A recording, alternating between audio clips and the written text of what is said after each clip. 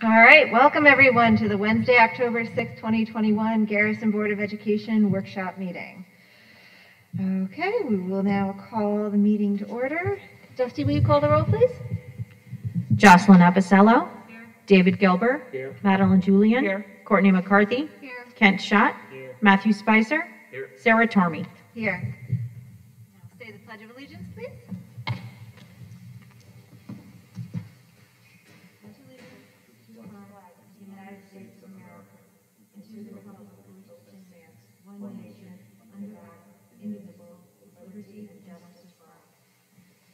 Thank you. Okay, now we go on to accept agenda changes. Does anyone have any recommended changes or suggestions for this evening's agenda? Okay, I'm going to go ahead then with be it resolved that the Board of Education of the Garrison Union Free School District hereby accept the agenda as presented. May I have a motion, please? So moved. Thank you. Second. Thank you. All in favor, please say aye. Aye. Nays? Abstentions? Thank you. All right, next up we have our board discussion and presentations. So this evening we have an instructional technology presentation. Mr. Sammartano, Director of Technology and Innovation is here. Mike, thank you for being with us this evening. I'm going to turn the floor over to you.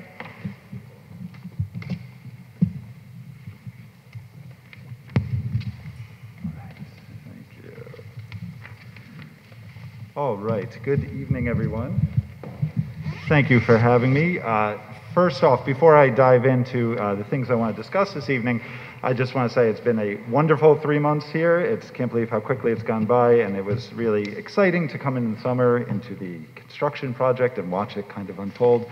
And then, of course, the best day was the start of the school year when the children came in, and it's just been a really wonderful experience. And so I'm grateful to have the chance to start some of these kind of exciting conversations around teaching and learning that's happening in Garrison. So, with that in mind, tonight I just wanted to present to you a little bit about the current state of instructional technology as I've come to learn about it within the Garrison School, and just kind of give you a snapshot of the types of things that I see currently happening, the type of hardware and software and equipment that's being used and how it's translating into teaching and learning.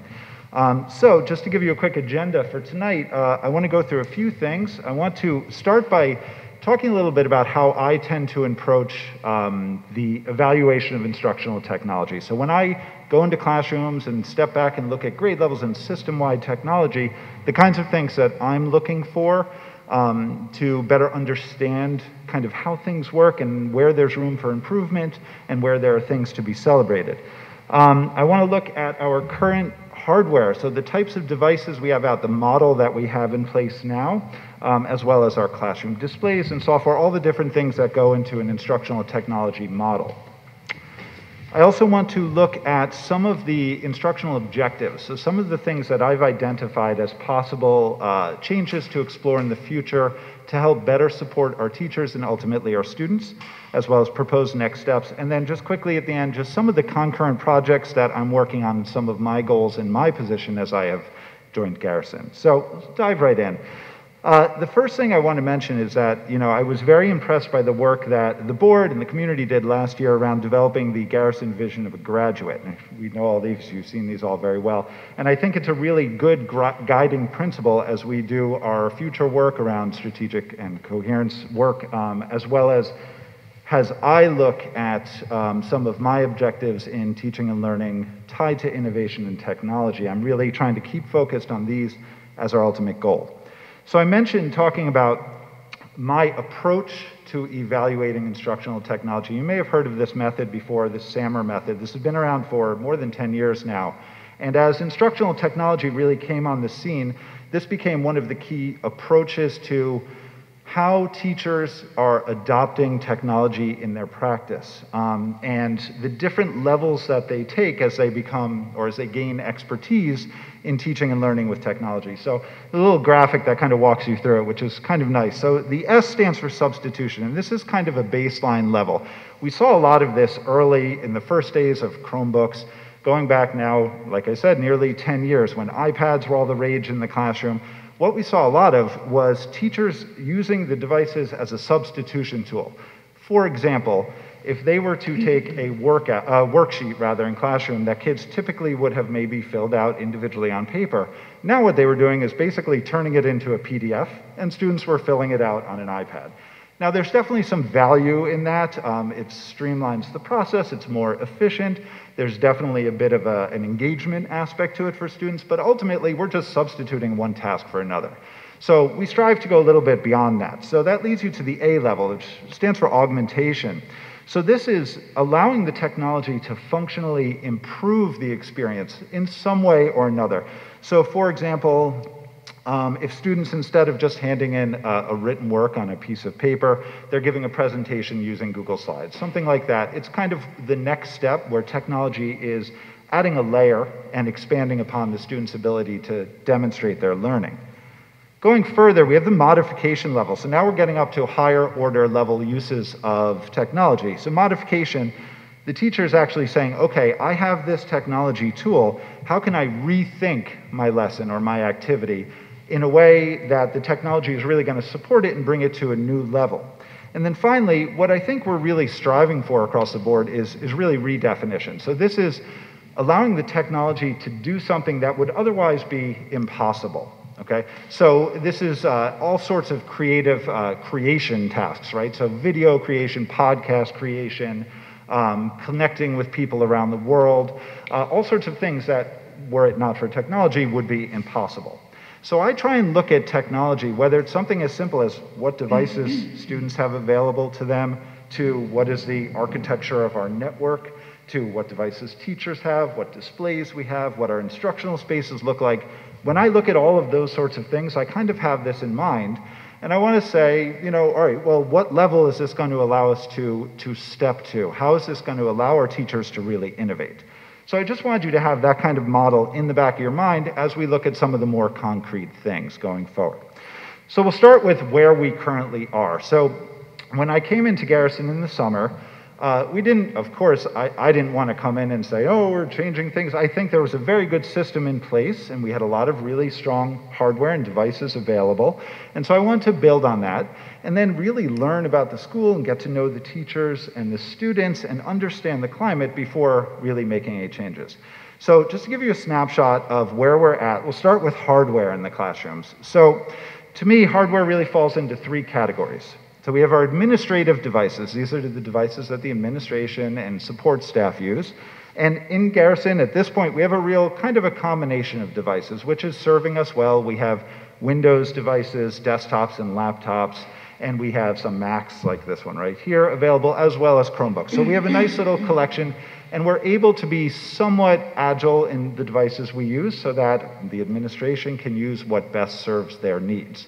Case in point, the business office is really heavily reliant on Envision and other software that is Windows-only software, so they have to have Windows devices in there. I might be doing more kind of presentation, PD work, so I prefer to be on a Mac. So it allows us to be flexible. It's a strong model. Teacher devices.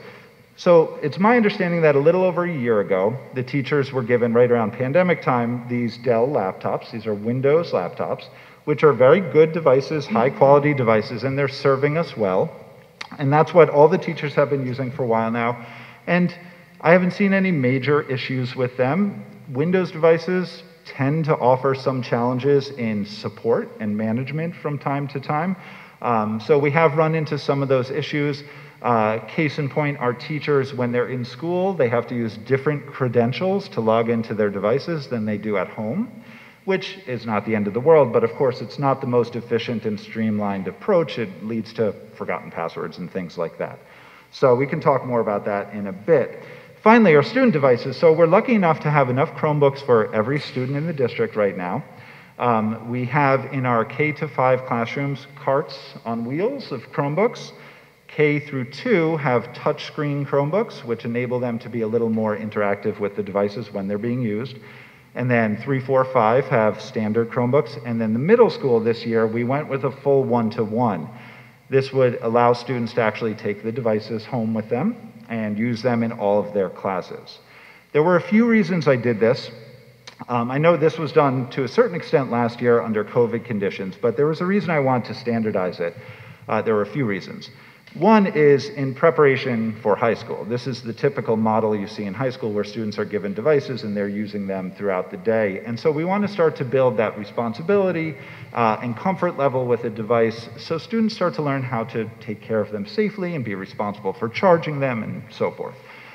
Additionally, in order to outfit every classroom in the middle school, we would actually need more devices than the number of students. So this is not a huge difference, but it allows for a little bit of cost savings by saying, okay, this is your device and you're going to travel with it. They can then use them when they go to their art classes and their classes outside of their typical schedule up in the middle school. So they really have more access to the device when they need it, and that's really the goal. So that's our device setup currently. Displays. This is another big piece of the instructional technology puzzle. And you can see we're on one of these displays right now. We have enough of these for every instructional space in the building. They vary from what I can tell from 3 to 4 years old. They tend to be very high quality devices with about a 10-year lifespan, barring any damage or anything like that. And they're serving us well right now. They all have touch screens, so teachers are able to interact with them in the front of the room. We move them all to carts so that we can create a little bit more flexibility, which has been very helpful in the construction project. So that's where we're at with projection. Again, it's a good model and it's functional right now. And we'll come back and talk about some possible alterations that can enhance it a little bit more in a little bit. But let's turn our attention to software. So, of course, these devices are only so good as what we can do with them. And one of the big things that I did want to launch this year was the addition of this tool called Clever, which you guys, I'm sure, have seen students using and heard about in some of my emails. Clever is a free single sign-on platform that has been an absolute game changer in Garrison, especially for the younger grades. I've seen this many times. It's very challenging for especially younger students to log into Chromebooks. Literally, teachers can spend half a period, half an hour or something like that, having students type in their emails and their passwords, and everyone, you know, if you miss one button, it throws you off. And so we want to maximize our instructional time, and so this allows us to do it. The key thing with Clever is it allows students to log into, not only into the Chromebook, but actually into any of the other platforms we're using, whether it be any of the Google apps or any additional software that we're subscribed to that teachers are utilizing in their classes with one click, or even better, with the swipe of a badge. So there's no lost instructional time. This has been really successful. From what the feedback I've gotten from teachers has been very positive. Just to give you a glimpse of how it works, every student is given a badge on a lanyard. You may have seen these. And when they open up their Chromebooks, some of you have seen it when you opened up your Chromebook, they're prompted to scan their badge. Here's one of our kindergartners doing it. And you can see them scanning the badge. And just like that, in 2 seconds, they're logged into the device. And not only that, they are brought then to our Clever portal. Our Clever portal is where I can add some of the different software packages that we have available, and the students are able to, with one click, then access an additional content tool, something like IXL or BrainPop, which are used frequently in school to support the curriculum. So it's been a very positive experience, and I think it's definitely something we're going to continue on. And again, the focus being maximizing the instruction. Clever does offer a whole bunch of additional features and tools that we are kind of exploring and experimenting with right now. One of the most popular of which is this messaging tool, which allows teachers to very easily message back and forth directly with the parents of their students. To give you an example, I have my youngest daughter is in preschool, and they use an app that's called Bright Wheel, and throughout the day I get little updates with photos and notifications about what's happening with my little 2-year-old. Of course, Garrison students are not getting that sort of updates, but it is great. I know I'm working with some of the teachers who want to send out quick photo updates to parents throughout the day and so forth. This is more of an experimentation kind of mode as far as messaging goes right now, because one of the other conversations we're kind of starting to have and work on, and I know we're going to continue the discussion here, is around district communications and what our communications plan looks like as a whole. And so that's a conversation which I'm reluctant to dive, full speed into this messaging platform if potentially in the future we're going in a different direction. But for right now, it's a tool that's available and some teachers are experimenting with it. Really, the bread and butter of what we're doing in the district, and really where I want to focus going forward, is our Google platform. So we are fully a Google school, which means everything is based off of Google Workspace. And by that, of course, I mean everything from email to calendar to, of course, Google Classroom, which is our learning management system. And then not all, but many of our productivity tools, Google Docs, Slides, Sheets, Forms, Sites, go on and on and on. All of these different tools we have at our disposal. What's wonderful about this platform is quite a few things, actually. One is it's free. Two, it's incredibly powerful, and it can be used in really creative ways. We can accomplish essentially anything we want to in the classroom using this collection of tools.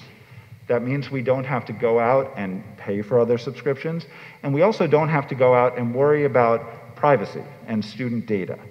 All of the Google Workspace for Education platform falls under Google's privacy agreements, which are EdLaw 2D compliant, which means that we don't have to worry at all about any student data breaches or privacy issues. So I really like this platform. I've used it for years, and I know the teachers are really performing quite well with it. One of my goals is to continue to support them with additional training to explore different ways that can be used in the classroom. At the moment, though, we do have a handful of other platforms that are subscription services that we are using to varying degrees. Just to give you a quick example, BrainPop are short animated videos, like 2 to 3 minute animated videos, very popular with students, very well designed. Renaissance is a diagnostic testing platform to give us data. iExcel is a math and English practice platform. Discovery offers additional content, kind of video content, all curated specifically for education. I won't go through all of them, but these are some of our paid platforms. And teachers use them to varying degrees, and one of the things I'm going to look at this year is the data from this, because they all offer really comprehensive analytics. So I can see exactly how much our teachers and our students are engaging with the content, and then we can make informed decisions going forward. Okay, so that's where we have been. One of the shifts I want to make, and this again falls under my goals for the future, is exploring more tools to enhance and encourage creation. Because remember, we want to get to that R in SAMR as much as we can. And so I want to explore tools that are going to allow us to shift from being just consumers to actually creators of content. So if I actually go back to that slide here, just to give you an idea, this is Adobe Spark. This is a free made for education platform that is a graphic design platform, and you can create amazing, amazing content, graphics, videos, animated web pages, and so forth, with very little barrier to entry, meaning students, there's very little learning curve, and students can create amazing published content. And I am a big believer in publishing of content to make it more authentic for students. That's why I love that platform. Canva is very similar. Flipgrid, the plus sign, is a Microsoft product, also free. It's one of the most popular apps online right now.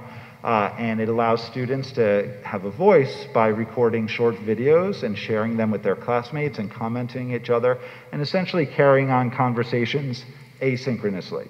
It's a really powerful, really wonderful tool. Some of our teachers are using it already, but I hope to help support them to kind of explore that further. And then the last tool I'll mention is one of the ones I'm more excited about on the right-hand sidebar, which is a little bit different. This is called Sora.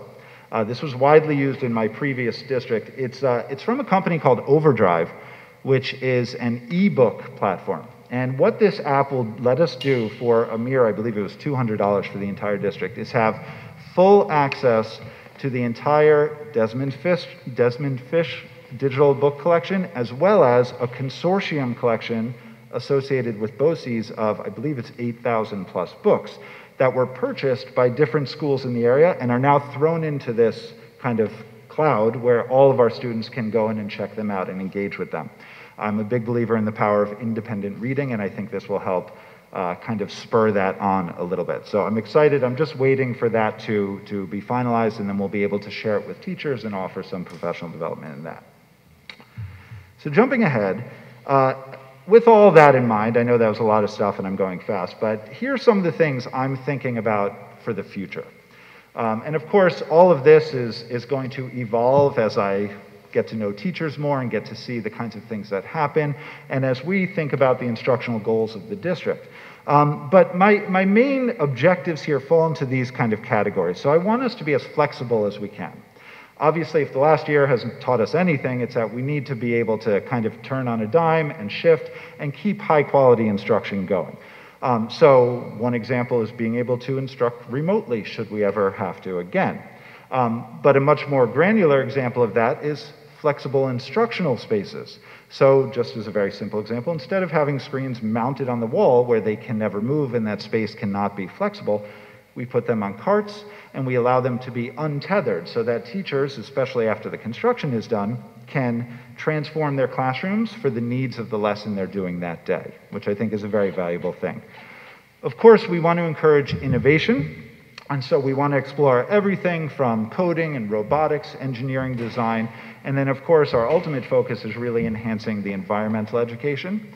And so I'm excited at looking at how we can innovate and use technology to support our experiences outside the building, up in the mountain, and all over the place to enhance the environmental education. Sustainable, of course, that goes without saying that we want to make all of our purchases with sustainability in mind. We want to be mindful of our environment, but we also want to think about it from, is this sustainable from a cost perspective? Is this sustainable from a year over year? Can we afford, can we make the commitment to have the technology available every year? So that's a question we want to ask. And then my biggest thing, and I'm working on this a lot, is efficiency. I want to make sure that we are really utilizing the instructional time we have as efficiently as we can. And that also goes for any opportunities we have for professional learning, professional development, meeting time. I want to make sure we're using every minute we have in person in an effective way. And I think the teachers feel that way as well, especially after last year. With so much uncertainty, we really want to cherish every minute we have in the classroom with our students. So here are some of the specifics that I'm thinking about. And again, these are all going to evolve over time. One thing I would like to explore is the possibility of shifting teachers off of those Windows PCs. Now, I know they're reasonably new, so this wouldn't necessarily happen right away, but in a longer-term plan, shifting them off of the PCs and onto high-quality Chrome devices. So different Chrome devices than the students have, more high-quality, larger screens, touchscreens, etc. And the reason is multifaceted. One, of course, is I think it's valuable for teachers to work on the same device that their students are working on. I think that allows them to better troubleshoot problems as they arrive from their students. And then additionally, Chrome devices are just much, much, much simpler to manage, which creates great efficiency from a support perspective. We have virtually zero downtime with Chromebooks. And if and when they do break, it's very easy to just take one and swap it out for another one without having to do any configuration or anything. So they're very efficient devices, very easy to manage at scale. One of the things I'm also considering is this. One of the pictures showed it, but if you walked into any classroom, one of the things that I struggle with is, in most classrooms, this is actually the kind of setup you see. Teachers are tethered to the front of the classroom. Their PCs are literally hardwired into the screens. And if I go back to that goal of flexibility, that doesn't provide for flexibility. What I would like to do is allow the displays to move anywhere and allow the teachers to move independent from the displays. And so there are a lot of ways to accomplish that, but one of the best is to actually not use the teacher's primary computer as the device they're teaching from. And so the simplest way is to purchase devices called Chromeboxes, which are they're essentially Chromebook computers just without the screen or the keyboard. They're little boxes. If you've ever seen an Apple TV, they look like that. And you strap them to the back of the TV, they plug right in, and then the only wire coming off the TV is that for the power, and it can be moved around the room, and teachers are then able to teach from a wireless keyboard with a trackpad on it, and they can be anywhere in the room, and when they need to, manipulate what's on the board. And additionally, of course, the board can move anywhere in the room. So it allows for flexibility. Of course, I want to focus on innovative uses of Google, and that's going to come from a lot of professional development and collaboration time. I want to continue to explore some peripherals. You can see in this photo right here, this is Mr. Young's class. They're doing a battle bots activity with these Sphero robots, which I'm sure you may have seen before. They're little balls that you can control with an iPad or a phone. And they built these really, you can't see it in the picture, but they built these really interesting artistic covers for them. And they're, I don't know if you've ever seen that show, Battle Bots, they're going around in this little ring and they're battling each other. It was an activity in engineering design. One of the bigger issues is I want to think about paper and printing. We want to look at our paper usage in the district and how necessary it is and how it's impacting cost and how we can explore ways to possibly shift that. And then I also, and this is relevant now as the work on our new systems as part of the capital project is beginning, I want to look at ways to kind of simplify and streamline our network to avoid having downtime and to avoid additional yearly costs. Finally, I want to consider, and this is one of the things I'm most excited about, consider the best way to design really unique and innovative learning spaces. And the best example I can think of is going to be the library, and then of course the current art space and theater space. As we're able to kind of redesign those this year, I'm really excited about what we're going to be able to accomplish there. They're going to be really active learning environments, which is great. Finally, before I finish up, I just want to mention, I mentioned it earlier, but one of the projects that I'm also kind of on a parallel track really starting to think about and hope to launch, and I'm going to come back and discuss with you in the December meeting, is our new communications plan for the district. From what I've seen, there were some great improvements to everything from the website to the urgent call system and so forth last year, and I think we can really build upon that and have a really beautiful Garrison School brand and a really beautiful Garrison website that we're proud of, that helps to draw potential teachers in when we're hiring. And that's something that really the district and the community can rally around. And then, of course, as part of that, and a couple bullets here, I would love to have a simple and streamlined, unified platform for communications. So right now, we're using email quite a bit. We're using Blackboard communications. But I would love, we're also using social media, which is a conversation that we can have. But I would love to have a really simple, streamlined tool that will allow us to do everything from snow closure phone calls all the way down to teacher-parent conversations, all under one platform. I think there are some wonderful tools now that allow for this. It will simplify everything and make everyone's life a lot easier, and also allow us to really focus on teaching and learning. I mentioned, I think we should really explore the branding of the district. It's something that's often overlooked in schools, but I think is actually quite important. As well as the design and development, potentially, of a new website. And I know it was upgraded last year, and I still think there's some space for growth with that. And then finally, as I mentioned, taking a look at our social media presence and what the future of that looks like. You know, I'm sure you've all been listening to the news, and there might be some questions swirling around how we participate in social media going forward. I think it's a really important conversation for us to have. And so that's it. I apologize for going really quickly, but I'm happy to answer any questions if you have anything for me. First of all, thank you. I really appreciate the time and energy you put in to this presentation and then all the work you've done in your 3 short months. So, does anyone have any questions? Open the floor up. Okay.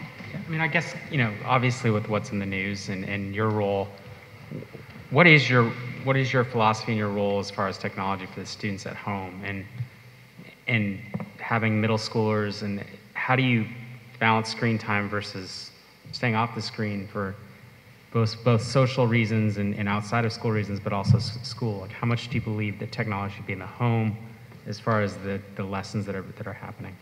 Sure, Can I piggyback on that? Oh, sure, yeah. Our questions are very similar, and I think it might be easier for you to answer them as one. Sure. First, thank you, because this is great.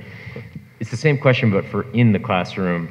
I was curious if you had standard guidelines about, with all this amazing stuff, are there standard guidelines about how much time students should be spending on the screen while in class? So same question, but sure. So I want to be extremely clear about this. It's a funny thing that happens is when somebody sees your title as the director of technology, they assume you're all technology all the time, and I'm actually quite the opposite. I think technology is an amazing thing and it's incredibly powerful, but it also is only effective if it's thoughtfully integrated. And that means that every time technology is being used in the classroom, one of the things that goes through my head is, well, what is the technology adding? right? Could this be done without the technology? And if so, what are the drawbacks? I don't have any, there is no answer this many minutes per day, or at least in my mind. I think, if students go home and they're on their computer for 3 hours, but they're editing a documentary they made, that's actually quite a good creative use of their time. But if they go home and they're on their computer for 3 hours and they're playing Fortnite, maybe it's not. Or if they're on Instagram scrolling endlessly, probably not as productive of a use. So I think it's kind of a tricky question. I certainly, I was a classroom science teacher for many, many years. I'm also the parent of a teenager as well as 2 little ones, and I grapple with this a lot. My little ones have never used a device, of a 2-year-old and a 5-year-old. And I was really questioning when my daughter went to her first day of kindergarten and was handed an iPad, which she now carries back and forth every day. So, I'm conflicted about it, as I think many of us are. What is the right amount? But I think what it comes back down to is starting with what's happening in the classroom. What is your objective as a teacher? What is the goal? And is the technology helping us to get to that goal, or is it distracting us? What is your purpose for using it? Is there a better way to use it, or is it better to eliminate it altogether?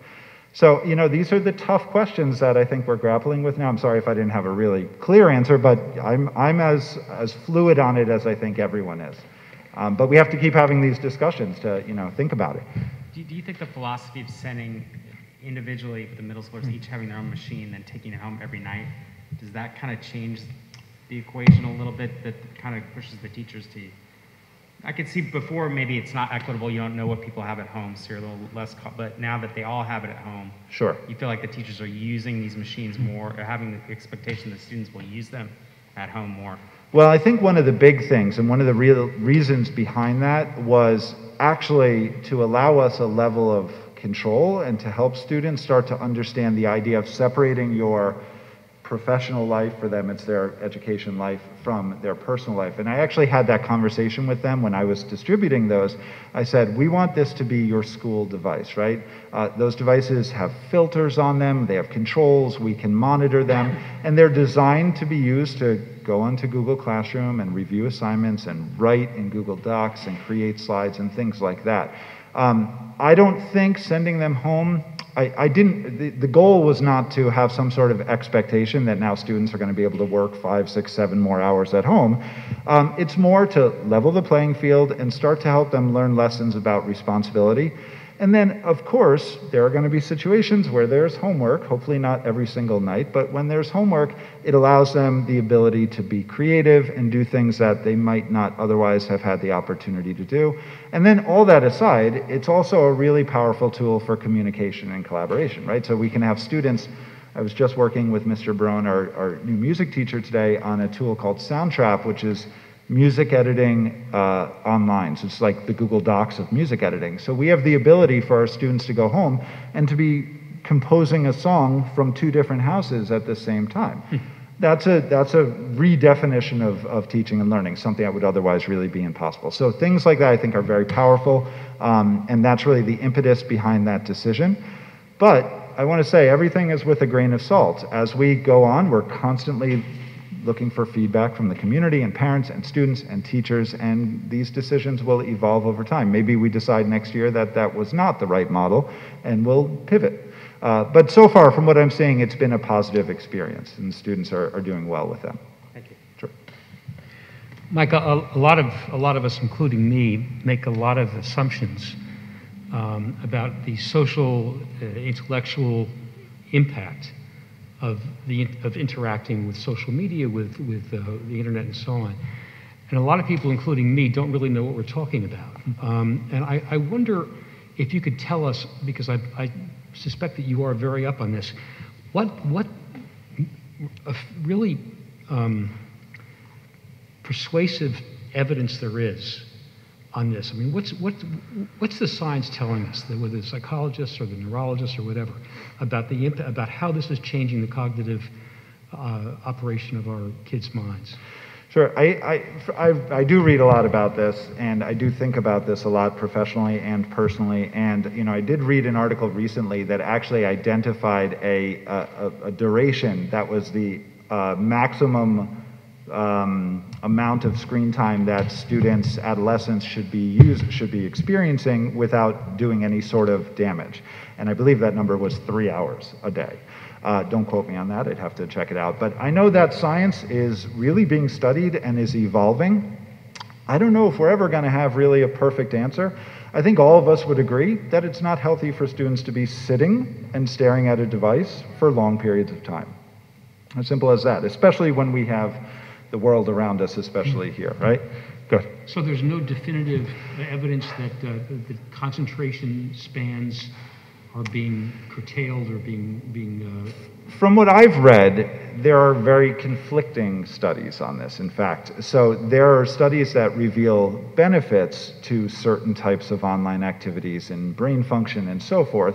And then there are others that dictate that this is detrimental. I don't want to quote or cite anything because I don't have the specific facts on my head, but I know that it's conflicted. But what it also comes down to is what's being done on the screen, right? That's the big variable. Like I said, there's boatloads of evidence that's sitting and swiping through Instagram. We're back. It's like a commercial break. Are you done responding? You were right in the middle. No, I'll just finish up. The true answer is I think the evidence is somewhat mixed at this point. I feel strongly that technology is a tool that we need to have available for students and students need to be fluent in, but it's one of many tools that they need to be fluent with and understand and know how to use. So it's just one piece of a much larger puzzle. And that's the way I approach working with teachers and with students. I had a question. I know you've only been in the classrooms for 3 months, et cetera, but I'm wondering kind of your approach to providing assistance and guidance to teachers who might ask for it, or if you find problem areas, how you address it, and I guess similarly, how does it show up on evaluations or APPRs? Like, and this is not a question for you per se, but kind of like the field. Like, is it part of the assessment to try to understand how technology use is being integrated, et cetera? So it might be a bigger question. So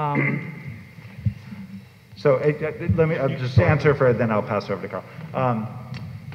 So I do fortunately have a lot of experience going from classroom to classroom and working with teachers and with students around developing technology skills and, most importantly, teaching and learning skills. What I have found is that there is no one, just like with any professional learning, there is no one size fits all. I've experimented with all sorts of, especially last year, self-guided learning, allowing teachers to work at their own pace and providing them with resources and videos and so forth, to a lot of one-on-one coaching, and then larger group work. So I've explored all different professional development workshop models. What I think is most effective, and one of the things I'm so excited about being here, is because of the size of the district, I am able to really spend a lot of one-on-one time with our teachers. And that's really important around technology because the skill set that we see in teachers around technology and the comfort level varies tremendously. You go in one classroom and you have teachers who are coding and they're really high level and their needs are very different than someone who is not really sure how to bold the text on a Google Doc or something like that. So the needs really vary. So as I've said before, to me, it's about conversations and understanding the context and then meeting teachers and or students or administrators kind of where they're at, understanding their needs, and then developing whatever professional learning is going to best support them. And that's kind of the phase I'm in right now. Amongst all the different things I'm working on, I try and spend time every day going and actually having conversations with teachers and spending time in their classroom and seeing what their skill levels are and so forth. Of course, trying to also balance it with other district initiatives and the craziness of construction and COVID and so forth. But yeah, that's generally how I approach it. As for APPR, Mr. Albano. Yeah, sure. And I would just add to that, at any time, any one of our teachers could make an appointment with Mike Sammartano. And basically, even if they're not that comfortable with the use of instructional technology, can bring a lesson and say, look, I'd like to know how technology or use of instructional technology can enhance this lesson or make it more engaging or transform what I'm doing and get to that R in the model that Mike talked about. So that is going to be ongoing work.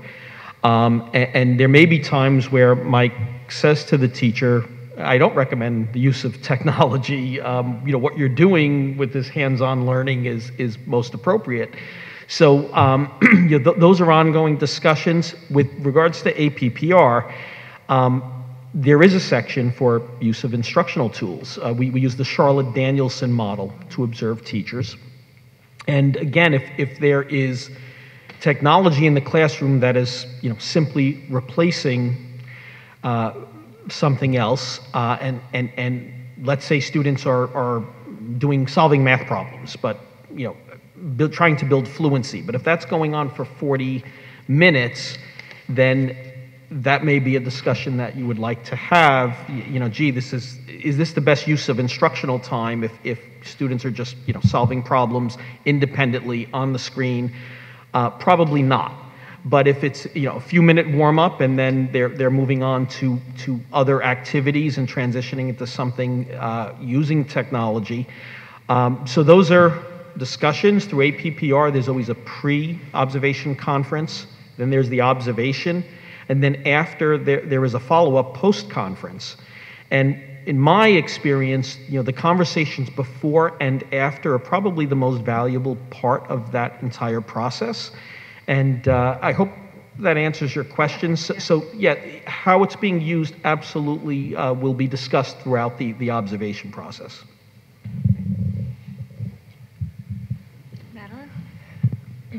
Thank you for the presentation. I really enjoyed it, and I guess I have two questions for you.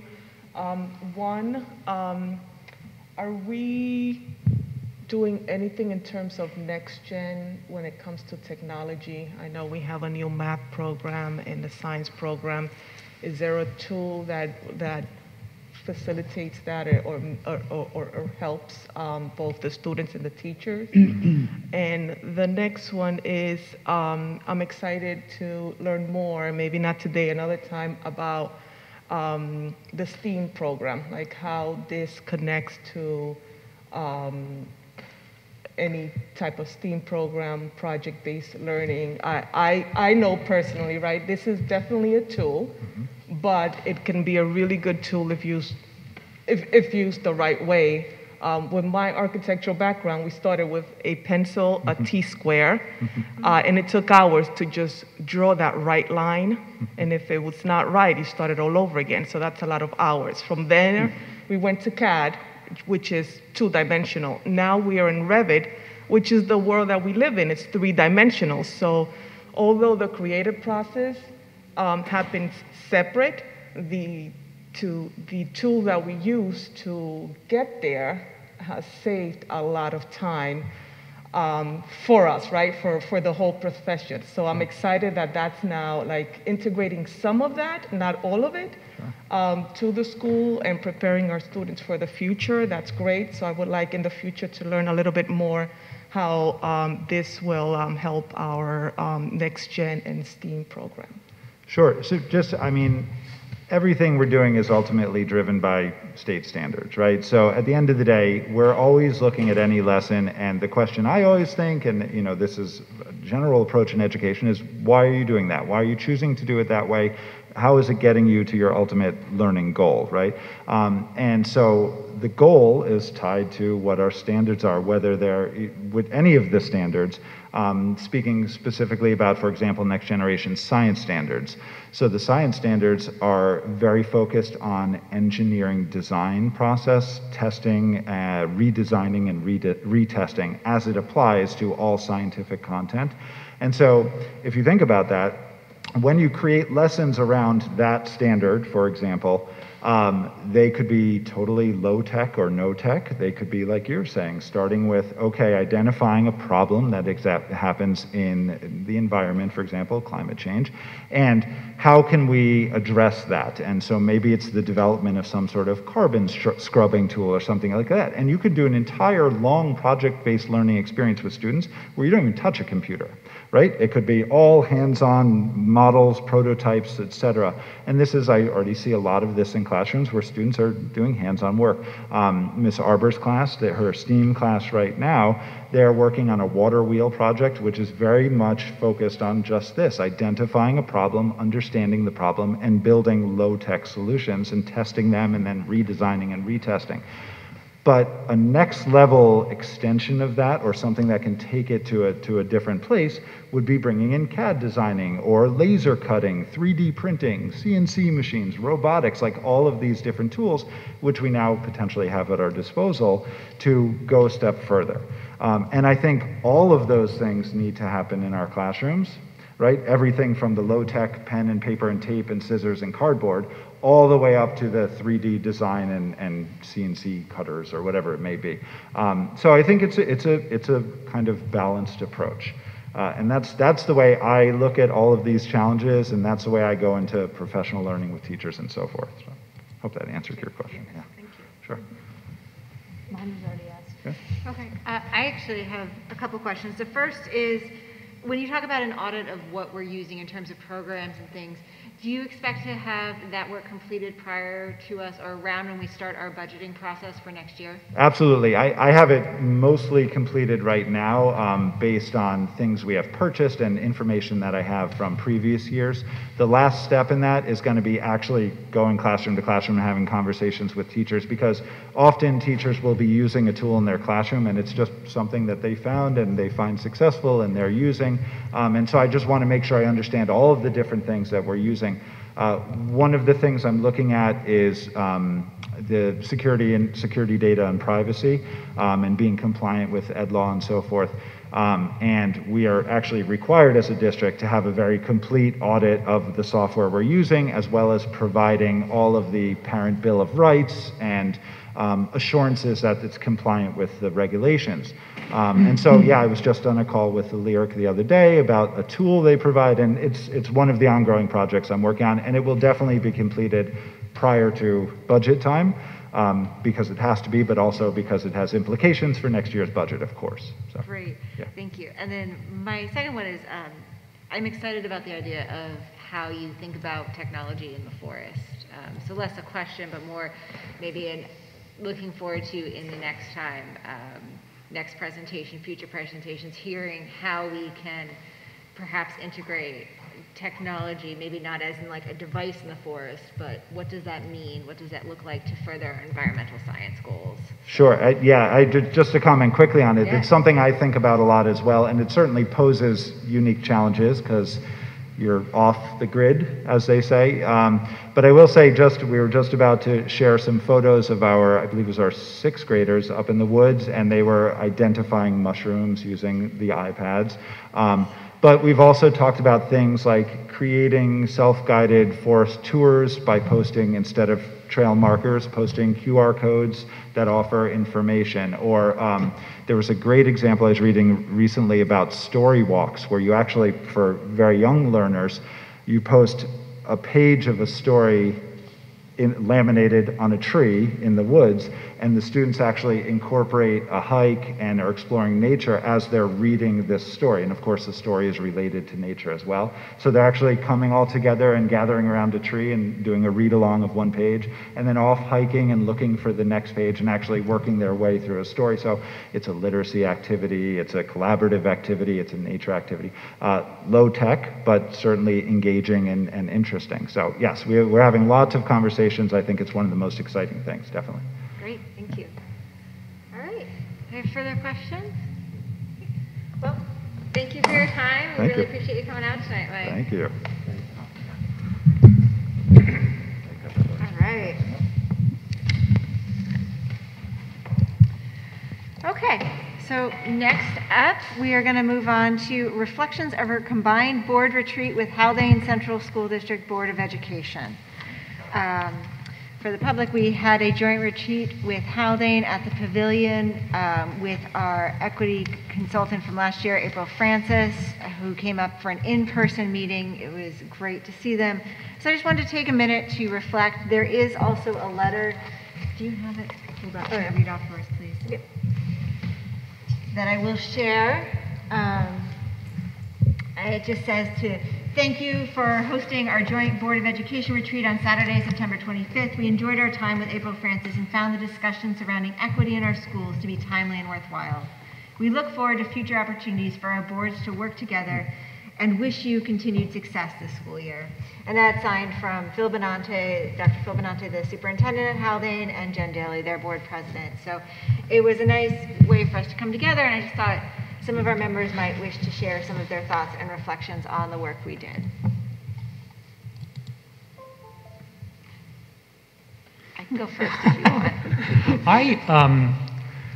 Why am I going first? I was not crazy about the retreat, to be honest. I thought April's a very learned and thoughtful person, but I felt like, she was trying to cover too much. I didn't think we had a chance to really interact effectively with each other and with the Haldane folks. I didn't think there were very many meaningful conversations that happened there. I think it would have been for the next time. I would have April there again, but I would do it a little bit differently. I would let her give us a lot of the material that she presented at the retreat, and then open it up and see what we want to focus on. I mean, I didn't think we really needed to get to critical race theory, for instance. I mean, or there were or whatever. But that was fine, but there was just too much there. The microaggressions went on. It was, to me, it was just, it wasn't as focused as I think it should have been. That's what I thought. And I thought that if we had taken one thing that we could do in the area of diversity, inclusivity, and equity, and focused on that, and spent time really going around the room and figuring out how to do it better, like the Bridges program, for instance, we would have come out of that with a lot more than we did. All right, Madeline? So David, I agree with you, but I think we feel that way because last year we were on the task force and April did do a training workshop for 4 or 5 days, right? Several hours, at least 4 hours, 3 hours each day. And this agenda was trying to do just that in a couple of hours, one day, really rushed. So it's a good intro to everything, but we should definitely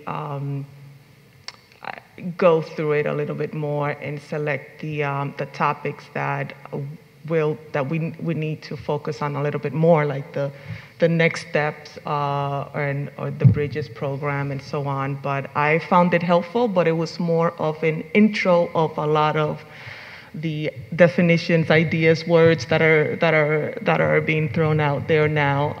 And I did enjoy meeting the Haldane board and having a retreat, a workshop together. So we did get a chance to connect. So hopefully we can do that again. Matt? I won't repeat stuff so as not to bore people, but I don't want to leave you stranded as though you were the only folks who had that reaction. I agree with a lot of what was just said. Thought everyone was great, but it just felt a little crammed in, especially after lunch. I thought after lunch we could have stuck with what we'd already talked about, but it felt like we were trying to get through all these things that we needed to get through by sort of 1 o'clock, and thought we could have just pumped the brakes a bit and dug a little deeper into some of the things that had already come up. I enjoyed getting together with Haldane's board, and I did too. Yeah. And I agree with what has been said so far. I think it's great whenever we do partnerships with them. They're not that far. Our kids come together so much. So I'd like to see more of that, and agree, I would have liked to have a bit more of a discussion. I think Haldane's in a different place in some ways than we are, simply because the size of the school and the student population that they have. I would have liked to have more time to hear more from them and for them to hear from us. I think we've all spent a lot of time together and we're a very cohesive group. So it's really great to welcome a new group of people. Or just simply because they were up at our pavilion, but we could go there next time. So I just hope that we could it's the start of some bigger conversations with our, one of our partner schools. Okay. I'll just repeat, I think, what I said at the retreat, and then I heard it from others on this board and then in conversations even outside the retreat with Haldane people that I interact with, that we need to come up with something tangible to walk away from that with, and that's the key. It's not so much the theory, but the action and what can we do. And I think there are opportunities, especially the Bridges program was brought up by a couple different Haldane folks to me afterward. I think there's a lot of interest there and a lot of potential there. So I think if there's anything to take away from that, I hope it's that we could follow up maybe with next steps with some kind of an action item to talk about how we might be able to do something, tangible coming out of it. I agree on that, and I think one of the next steps will be having Carl reach out to his counterpart Phil over there and starting that conversation. We are in different places, so it's what do we know? We spent part of our other retreat in July talking about Bridges with somebody who created that. How do we share that knowledge and get it out there? And a lot of that's going to happen through, I think, the superintendent's conversations and communications is the best place. Yes, absolutely. Phil and I have a very good working relationship. We have our superintendent's meeting monthly, and even at our superintendent's meeting, DEI work is being talked about quite often, and we realize the districts are all in different places. In many ways, Garrison is ahead because we did start working on a lot of this last year, and when I say working on it, I think we did more training, more education, and now we're ready to execute and enact some things that would really enhance our district, and where I think some of the other districts are still in that early learning stage and education stage. So, and I do agree, it's good feedback, and I'll pass it on to April. It was a lot of information, but we had this opportunity to get together. It sounds like more interaction really would have been appreciated by everyone. So, hopefully we can coordinate something again in the near future. I know Phil is very interested in the feedback. Just getting together, they saw as a very positive thing, and they want to do it again for sure. Jocelyn, did you? I would say that now that we have the EDI committee here at Guffs, and I think pretty much they have a gigantic task to start to implement the strategic plan that we adopted last year. So there's so much in that plan.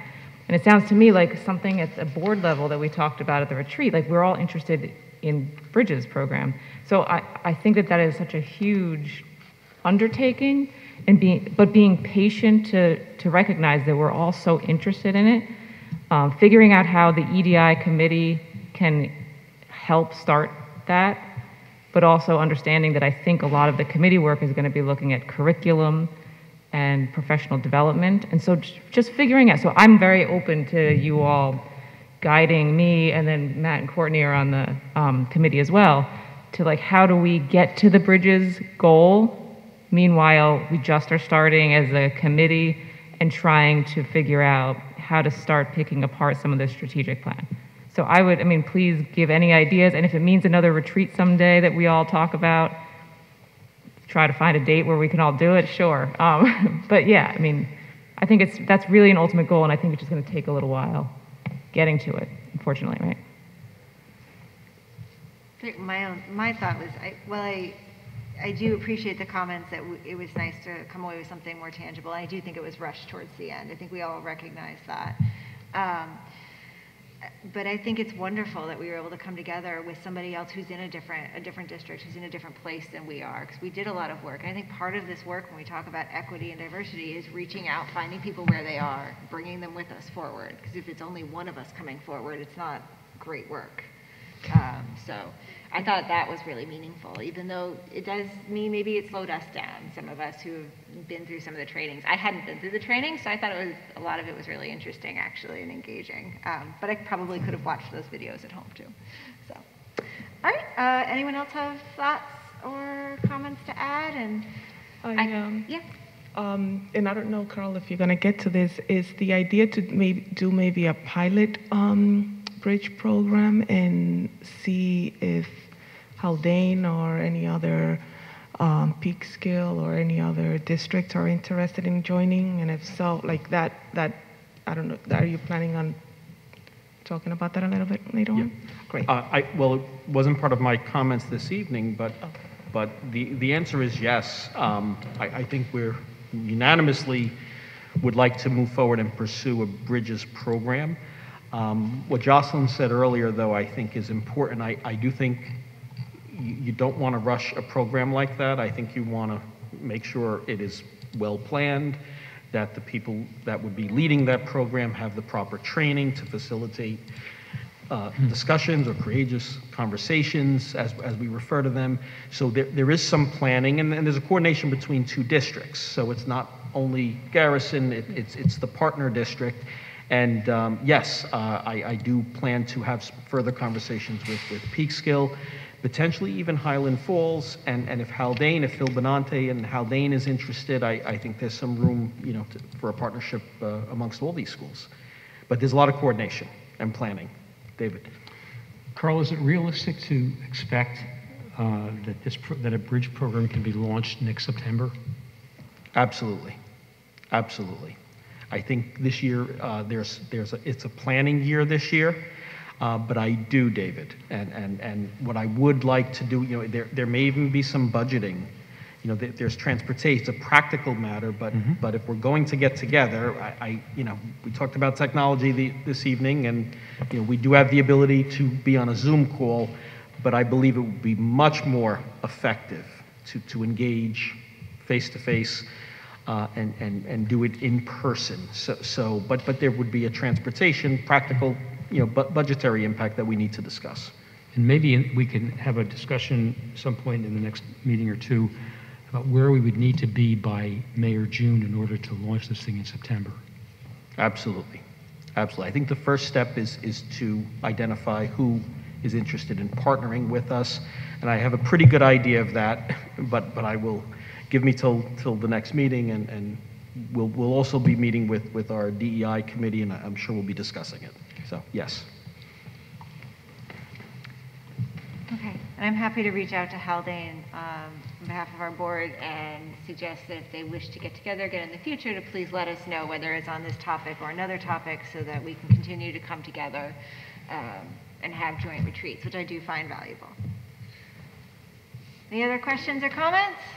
Okay, we're going to move on then. Okay, we're at President's Remarks. I'm going to be very brief this evening, as I really don't have many remarks, and just say a big thank you. I had a privilege of walking through some of the almost finished new classrooms and seeing some of the other classrooms where teachers were in action in these beautiful, creative spaces that are clearly under construction, and they've done such a fabulous job of working with what they have, getting the kids outside. I know it's hard for our community sometimes to see how much the teachers are using the outdoor spaces, because the courtyards don't obviously face 9D and parents aren't coming into the buildings, but I think they're making a great effort. And I just want to say thank you to all our staff for working under these circumstances, again, with the mess and COVID protocols and a construction project. So I think we'll continue to say thank you a lot this year, but it really is truly impressive what they're doing. All right, that's all I've got. Carl? Okay, I just have a few brief updates. First, construction. Sarah touched on it. We did do a walkthrough. Construction is progressing in a very positive way. That doesn't mean there haven't been some obstacles, but I'm pleased to report that the phase 2 of our construction project, which is the renovation of 4 elementary classrooms, which are designated for grades 1, 2, and 3, those are on track to be completed by early November, by the first week of November. Joe and I met with our construction team just on Monday, and I believe the teachers have been informed by Mrs. Amig. But we're excited because that means teachers and students who are in temporary classrooms right now will transition into their permanent classrooms. One little obstacle is that the casework, everything will be finished. There will be new lighting, new floors, new whiteboards and tack boards, and the rooms will look gorgeous, except for some of the casework. We are experiencing supply chain issues. So it may not be in. That may have to be installed on the December break. But again, the students will be in brand new rooms. We are excited. The new HVAC is also scheduled to start installation Friday evening and Saturday, and that will continue into next week, ahead of the heating season, so we're excited about that. Also in the back of the school, again, Sarah pointed out that a lot of people who don't have access to the school and the campus, you only see the front, but there is a new playfield, renovated playfield behind the school. The sod is in. The rain this past week or so has been very helpful, actually. The sod is off limits. There's a level, beautiful playfield, but the students can't use it until the spring. So there is a fence around it, but we are excited because it is looking pretty good, and we will get great use out of that come the spring. Different topic.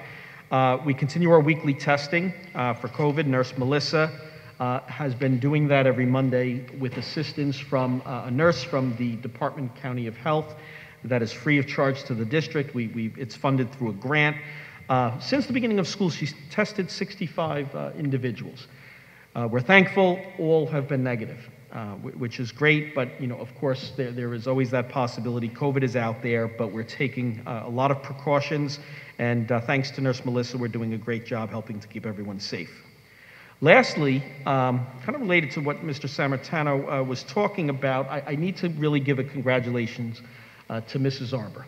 Our new environmental ed teacher has hit the ground running and is just doing a fantastic job. She has either been in the forest with the partner teacher, and almost each one of our classes has either been in the forest for learning activities or is scheduled to go to the forest within the next week or so. And the trips are booked, and it's great to see. She keeps providing information. Just give you a few examples. Grade 2, Mrs. Arbor and Mrs. Giuliano went up. They were exploring nature and their places within, the second graders were exploring their places within nature through sense of place and nature appreciation activities. We'll get some pictures out to parents through social media and on the website. Grade 8 went. Mrs. Cook and Mrs. Arbor had the students participating in citizen science. I know someone talked about technology. They did have iPads with them. They were identifying all different things, such as mushrooms that were growing on trees. And they were recording them and collecting that data and working through iNaturalist app to collect and organize that data. Grade 6 actually was interesting. Mrs. Arbor and Mrs. Shanks went up to do a literacy activity. They were doing nature journaling to harness the power of their senses and integrate that into their writing. So Mrs. Shanks, I spoke to her this morning. She just couldn't be happier with the engagement of the students and the experience of the trip. So I know other teachers are partnering with Mrs. Arbor and expect to hear more. And by the way, the next presentation from one of our staff members is Mrs. Arbor on November 3rd, and she will be here to show you a lot more and give you a lot more detail about the work she's doing. And that's all for now. Great. Do I have questions for Carl? Okay. Moving on then, we have committee reports. The first up is our Diversity, Equity, and Inclusion Committee. Jocelyn, as the chair, do you wish to share? Thanks. So this is a new committee, and Matt, Courtney, and I are on it, and we opened an invitation to the community to solicit some interested members to join us. We got 3 letters, and we're accepting all 3 people who had a lot of great experience, a lot of good things to say, and want to make themselves available to do this important work for the year. I will say, and I want to make sure it's okay with everyone, the draft committee calendar said that the first meeting would be October 12th, which is next week, and I want to make sure it might be okay with Carl and Courtney and Matt, at least, that we move it to the following Tuesday instead of next week, so that we can have the new members and the veteran members have a chance to actually plan. So are either of you opposed? Thank you. Nope. What do you think? I checked, there's no other committee meetings on the 19th that I checked. No, I'm just. Sorry. Back to the drawing board. But I can't have work. Okay, so maybe we'll go without Matt, or we'll try to reschedule something else. Is that even possible?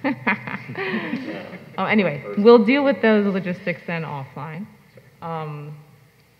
Anyway, keep talking about the bridges program, et cetera. Keep us the fire under us. And I know it's not on the agenda, but just quickly, the planning committee also met. Oh, sorry. Sorry, and I just wanted to say we met with Jonathan, and we're starting to do a lot of data collection, breaking into teams and looking through all the sources we have through the district to kind of suss out, where we are landing on all these different metrics, et cetera, et cetera. So it's actually a lot of work that the team is embarking on. I hope we have enough faculty and staff to shoulder it. I don't know if maybe we're going to ask others to help some. I don't know. It just seems like a lot. And I hope that I'm able to help support whoever's on the committee do the work in any way, because it's a lot to do by November. But we're chugging along. Can I ask, what kind of data are you looking at?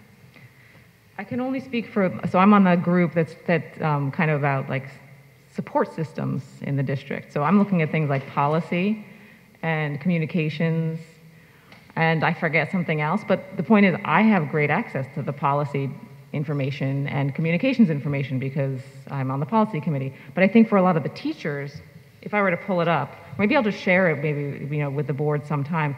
There's teams that are thinking about teaching, and there's teams thinking about the metrics for assessment, and there's a team thinking about like the leadership focus of the district. So there's a lot of different teams, and the data is not necessarily handed to us. We have to figure out, based on suggestions, where in our district might we be able to find data or information on it so that we can kind of grade us on a scale from 0 to 5 of how well are we doing so far. Does that make sense? Yeah. So it's pretty subjective but with a lot of guidance on where we can look. Okay. Is that fair, Carl? Because you were there and you were there. Yeah, that's a great summary. What we try to do on each, there are 5 subgroups. We've tried to partner at least one in-house person, whether it be a teacher or administrator, with one other member, and that is either a parent or board members. So we have 2 on each. It is a big commitment. So we are working with our teachers. One teacher had some conflicts, so isn't able to continue. And again, we're talking many hours, and it's understandable. Their main priority is doing a great job in their classroom. So we're hoping to replace that teacher with someone who maybe could make that time commitment. But there's a lot of work, and then there's work in between. It's not just the meetings. we were given a lot of work to do in between. So we appreciate everyone that is serving, and we'll continue to give you updates as we make progress. But we're moving in a very positive direction with the planning. Great. I think that's really important to point out, that a lot of these committees, when we talk about them, also include teachers and staff, which is in addition to everything else they do in the day, and the collaboration we're now seeing with Mrs. Arbor, that's in addition to everything else. So it is a lot of time, and we're very grateful that they're investing it back in our district. Okay, so questions on the planning for Jocelyn or DEI? Sorry, that was my error there. But it's okay, we both met. Or no, actually, EDI didn't meet. That was my We're error. trying to. Right. Okay. And then on audit committee, we met earlier this evening. Jocelyn, Kent, and myself met with our external auditor. Joe and Carl were there as well. We had the initial presentation. They will be returning to present to the full board on the 20th, their report. It was just as exciting as you would imagine. No, I really enjoyed the audit committee reports. But I think Joe's department did a really great job providing them all the necessary information they needed in a very timely fashion. And so I think we are in good shape for the report, which we'll have on the 20th. And we are looking for another community member on the audit committee. So if anyone knows anyone who has a financial background, an accountant who would like to join audit, please send them my way. I'm happy to explain the time commitment. They can talk to Joe for more information about audit, but we'd love to find someone. Before all the accountants in the community start running away from me when I approach them, if you could help, that'd be great. So, all right. Does that, anything to add or community or Members? Okay, great. We will move on. Next up, we have acceptance of minutes. Be it resolved that the Board of Education of the Garrison Union Free School District does hereby accept the minutes of the regular meeting of September 15th, 2021, and the minutes of the special meeting of September 23rd, 2021. May I have a motion, please? Second. Any comments, questions on the minutes as presented? Okay. All in favor, please say aye. Aye. Nays? Abstentions? Thank you. Okay, up next, we have the personnel consent agenda. I'm going to read the recommended action first. Be it resolved that the Board of Education of the Garrison Union Free School District, upon the recommendation of Carl L. Albano, Superintendent, hereby approves the items of the personnel consent agenda as presented. May I have a motion, please? So moved. Seconded. Thank you. Carl, do you want to speak to some of these items, please? Sure. On the personnel section of the agenda, you do see some additional per diem subs, and we've brought you several over the past 2 months, and just know that some of those who we've hired have gone on to accept permanent teaching jobs, and we're happy for them. But there is a need, and there is a true shortage of substitute teachers these days, so we will continue to replenish because as the year goes on, as we continue with our PD activities and providing release time for teachers to do work and to collaborate and to be trained, there is a need for substitutes. So that's why we continue to replenish them as much as possible, so Mrs. Zamig is able to access subs when needed. But they're per diem, and they are only brought in as needed. One in particular, though, I want to just point out, there is a Mr. Jared Gonzalez who is being brought in to cover K through 4 general music. You may recall we did have a resignation from our music teacher very late in the summer. It was actually, I think, the September 2nd. And that was presented a bit of a challenge to launch a hiring process that late. Typically, the best time to conduct a teacher search is in the early spring, so you could secure someone, by July to start again in September. So Mr. Gonzalez is a certified music teacher. He did his student teaching in Arlington and Newburgh districts with elementary level students. He has a BA in music education from SUNY and possesses his New York State music certification, So he has great references, and we're looking forward to having him settle in. Also, you may recall last meeting, we did have a gentleman, Jeff Barone, who we brought in as a per diem sub, and Jeff is working with grades 4 through 8. He's got an extensive background as a professional musician as well as a teacher. He's worked on numerous Broadway shows with some very high-level entertainers, so he has that experience. But he's also, for 20 years, taught music in numerous prestigious private independent schools in the area. So Jeff is with us. Both of these people are willing to commit for the school year. So we're excited about that, and we will put out an introduction to parents. One will come from me tomorrow morning, and then each one will introduce themselves with a follow-up and talk more about the specifics, if your child's playing an instrument or would like to perform. But what I'm impressed with, Jeff Barone, who started with us about 2 weeks ago, has already assessed and evaluated the skills of all of our students. Their interest, their skill level, what they would like to do, and he really is impressive and has some wonderful ideas. So I'm excited for the future of the music program. It was a little bit of a setback. Transition is always difficult, but I think we're on the right track. Next meeting, I hope to have someone who will fulfill the theater periods that we want to continue with, because theater is very, very important for Garrison, not just the school, but the community. So there's a big interest, and we'll follow up with that shortly. Also, I just want to point out that we also have an ENL teacher who we would like you to appoint for 1 year. Her name is Anna Stahil. She's a certified ENL teacher.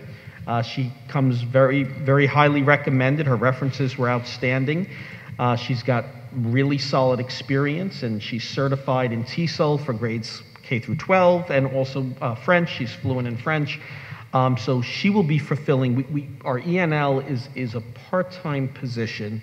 We do have 4 students. 3 of them are on transition services, which means that they're doing really well and maybe graduating out of ENL by next year. So in addition to ENL, she's going to basically teach academic intervention services under the RTI model. So it is a full-time teaching position, but we are asking that the board appoint for 1 year so we can then reevaluate our needs in both areas, AIS and ENL, come early spring. We may come back to you and the need may, or the recommendation may be that we need someone full-time again the following year, or the need may not be there, especially if our students continue to make progress and graduate from the services. So that's why it's a 1-year appointment. Sorry, was that part-time or full-time? The ENL teacher, the ENL portion of the assignment is part-time, but the other part of the assignment will be providing academic intervention services. So combined, Jocelyn, it is a full-time teaching position. Carla, are the music teachers candidates for next year as well? David, yes. I think both are interested in a long-term commitment. We did not have the time to launch a major search, so we did post the positions. But the response was minimal because in September, most teachers are committed. So even if a teacher is considering changing districts, they usually will not leave once they get settled in and start in another school district. So I think a better time to conduct the search is around March, April. And these 3 people that I just mentioned, if they are interested, I think they absolutely will get serious consideration. And if they do outstanding work for us, then I would think it's very possible that they end up being our permanent teachers. But under these circumstances, again, I'm looking at 1-year commitments to each one, and they are, but they are interested in long-term commitments. And to clarify, they will be, Mr. Barone will be taking over the band program in addition to teaching music classes? That is correct, Sarah. He'll be teaching band. He is willing to take full responsibility for a winter and spring concert. And then also he will be teaching some general music. And again, I believe it'll be grades, definitely 5 through 8, maybe even some 4th grade. Great, thank you. And do we have any progress on chorus as well? Is that, we're looking to one of them to take on the choral program? They are primarily instrumental teachers, so we right now the choral program is not established, but we're working on it. Well, thank you for re-envisioning that program. Do you have any other questions? Okay. All right, we're going to move on to a vote on the consent agenda as presented. All in favor, please say aye. Aye. Aye. Nays? Abstentions? Thank you. Okay. Old business. Now we move on to the request for approval of emergency declaration, the amended resolution. Joe, I know you have some things to share on this. Do you want me to read the recommended action first? Well, I can share what we have first. Why don't you go ahead and share, and then I will read my page of information.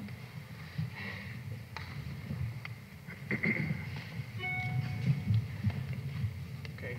So, You're going to need to grab a microphone, Joe. Yep. Grab that one. Thanks.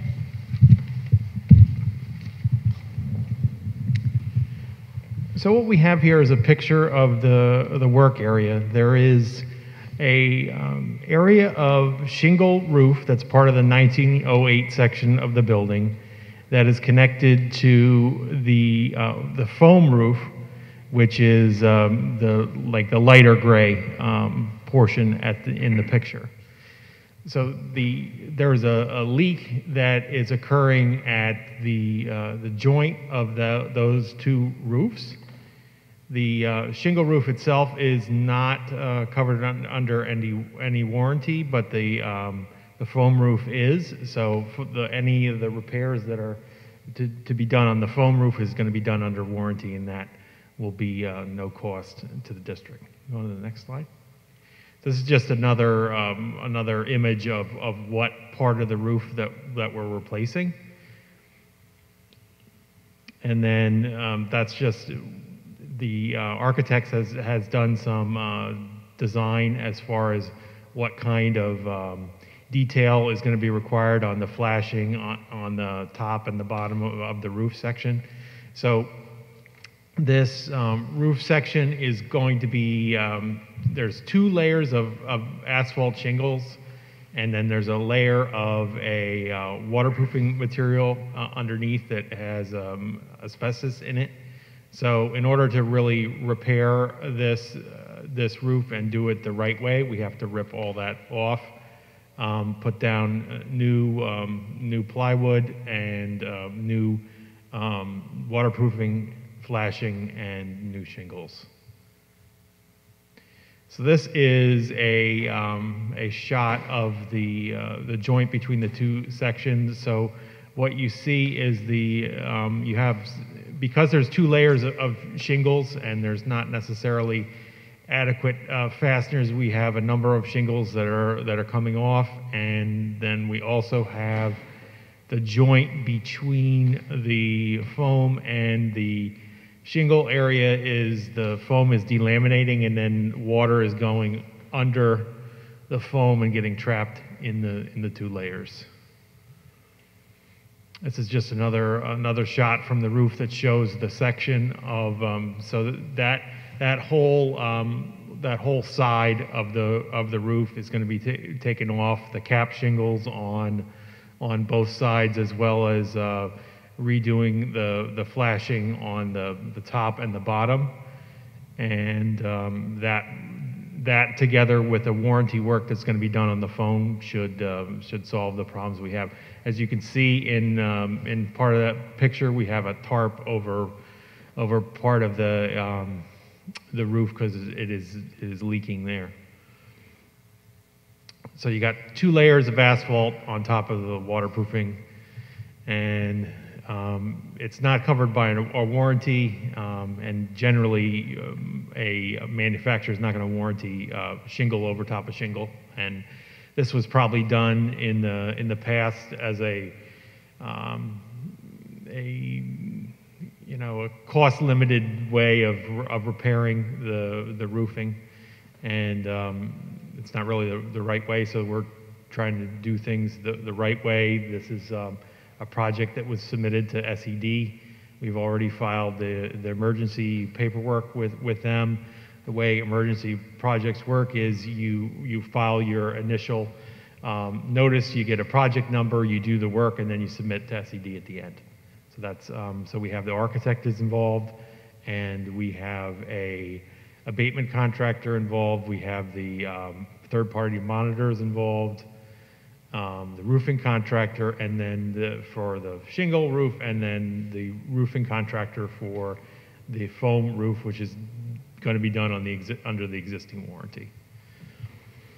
So we're going to have to take it all the way down to the tongue and groove planks, and then put a cover board on, waterproofing and new flashing. And Tetra Tech did that design work. Oh, this is going to work now. Okay, so this you can see. What I'm doing is I'm stepping on the roof, and you can see the water that's basically trapped in the roof section. So that's what we're dealing with. When we first proposed the emergency action, we just took a number based upon our best guess of where things would be, and it's possible we might still fit under that number, but the hard construction costs are around $42,000, and I don't. We may have some unforeseens once they rip the asbestos off. That I want to make sure that we're covered and we don't have anything else to worry about, and that's why I am recommending that the board take this action. Thank you, Joe, and thank you for going on to the roof and exploring this and learning all about our roof. I greatly appreciate that. Do we have questions for Joe regarding the roof before, Madeline, come up to a microphone. Thank you, Jill, and for doing all the warranty work there. So my question is, that shingle roof, it's one part, one piece of like a 4-piece shingle roof, right? And it's the joint with the lower roof. And this is all emergency work. So the question is, all of the other 3 sides, is that something that really we should also be addressing as one, now that we have, it may be a higher cost, but with the construction going on, we don't want another leak like this damaging the classrooms or the millwork that we're putting in. I understand that, and I would definitely like to, but this is outside of the scope of the original authorization. So I don't believe that we can really address them directly with the capital project as is, because that was not identified. Those particular roof sections were not identified to the public to be replaced. Now, we are not experiencing, even though the roof condition on those other sides is not great, we are not experiencing any leaks on those, so they're not part of the emergency work. And this emergency work is being done and squeezed around the school schedule, so we're paying a premium for making sure that it doesn't impact school. If the weather cooperates, we are looking at starting first thing in the morning on Columbus Day. We already have our 10-day postings are up for the abatement we posted last Friday in preparation of doing this work. So we potentially should be able to get the roof at least watertight. The work that we do complete at least watertight by Tuesday night, and then maybe finish up the next night with the rest of the shingles, and then the warranty work on the foam will occur sometime after that. Okay, thank you. I would like to definitely do more, and I think that when we talk about our future planning and the use of our capital fund reserve, I think that is a good plan for those other roofs, because they don't have much life left in them with the way that they're laid up. But the flashing detail on the other sections is better than what's on this face of the roof, so they're not currently experiencing the same problem that this one is. Thank you. Do we have any other questions for Joe regarding the roof? I would just like to say thank you, Joe, for once again becoming an expert at whatever is thrown at you. We really appreciate that. All right, I'm going to read this now, and then we'll go to a vote.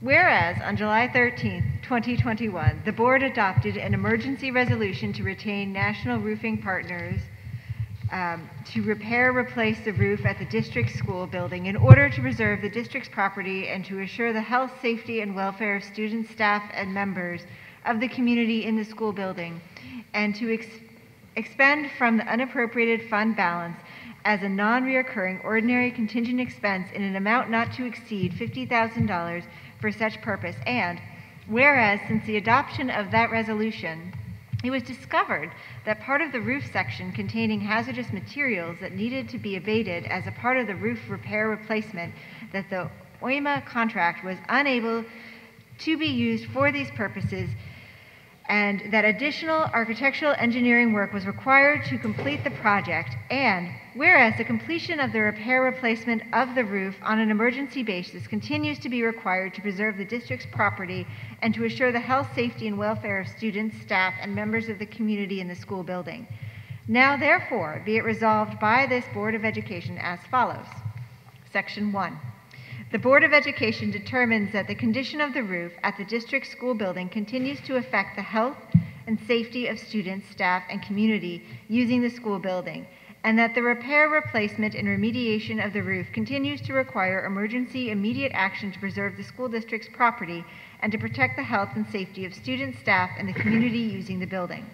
The Board of Education hereby further determines that the cost of the repair, replacement, and remediation of the roof is a non-reoccurring, ordinary, contingent expense that is necessary to preserve the school district's property and to assure the health and safety of students, staff, and the community.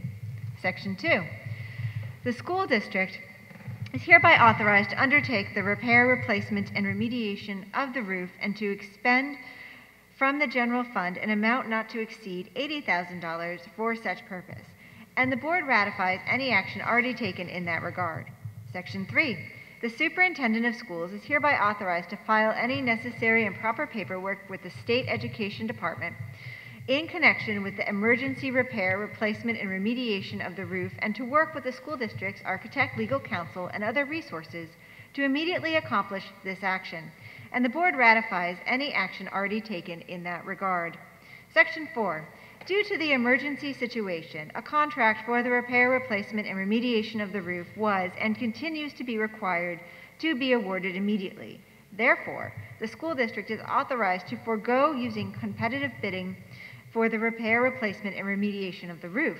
The school district is further authorized to enter into contracts with Jupiter Environmental Services, Inc. to perform the abatement work, Armor Tight Construction Corporation to perform installation of the roofing system as indicated in the design from Tetra Tech Architects, and Even Foam Insulation Systems, Inc. to perform repairs on the adjacent foam roofing, which are covered under the remaining factory warranty, and that purchase orders may be issued immediately in order to effectuate this emergency repair, replacement, and remediation work.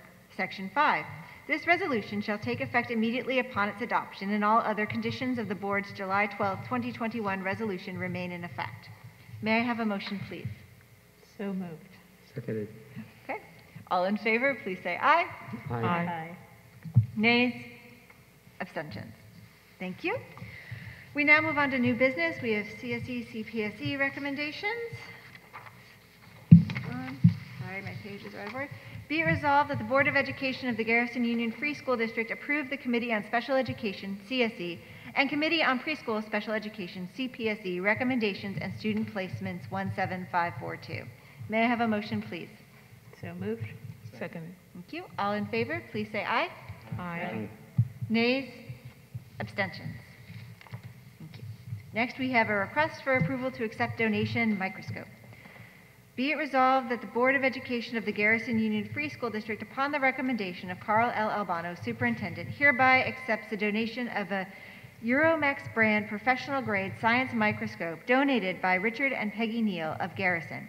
Further, the board directs the district clerk to send a letter of thanks on behalf of the Board of Education to Mr. and Mrs. Neal for their donation. May I have a motion, please? So moved. Second.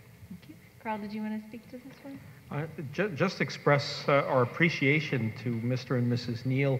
They reached out to Mike Sammartano, and my understanding is that this is a very valuable piece of science equipment that will be put to good use by Mrs. Cook and Mrs. Arbor. So again, thank you to them for a generous donation. Thank you. Okay, all in favor, please say aye. Aye. Nays? Abstentions? Okay, we now move on to the public comment section. Bessie, do we have?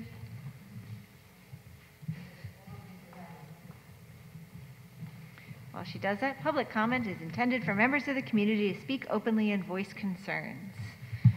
There's no one listed? Okay. The rest of our public comment policy is listed on the agenda, should you wish to read it.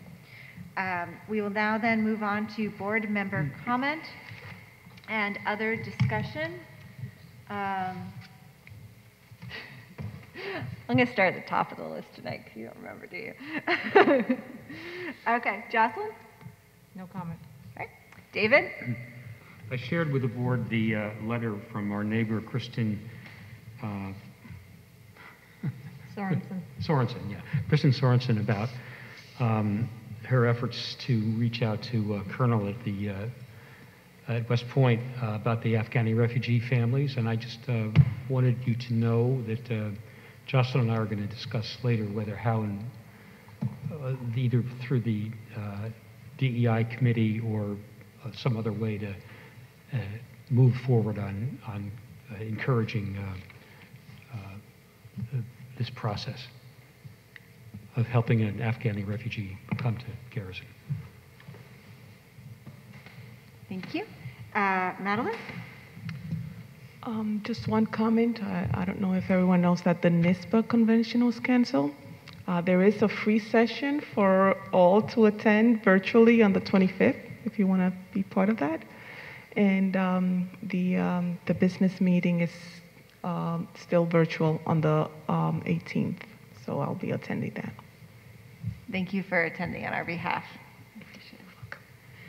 Courtney? No comment. Kent? Just wanted to compliment Carl for his hire of Mr. Sammartano. Difficult name to pronounce. Sammartano of what is it?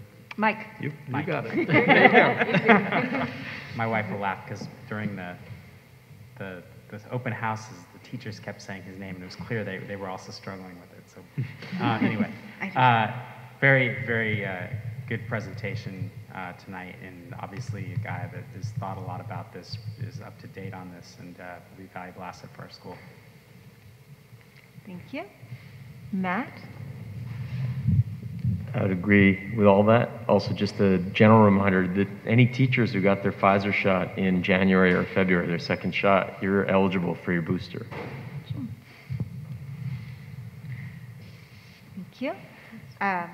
Okay, I'm going to start with, as our representative to O'Neill, I will be attending their meetings. They've moved virtually. I will not be going to the one tomorrow evening, however, because we moved the 6th grade open house. But after that, I will start attending and will report back to you. But I've had a wonderful back and forth with them as well. And they're very receptive and welcoming.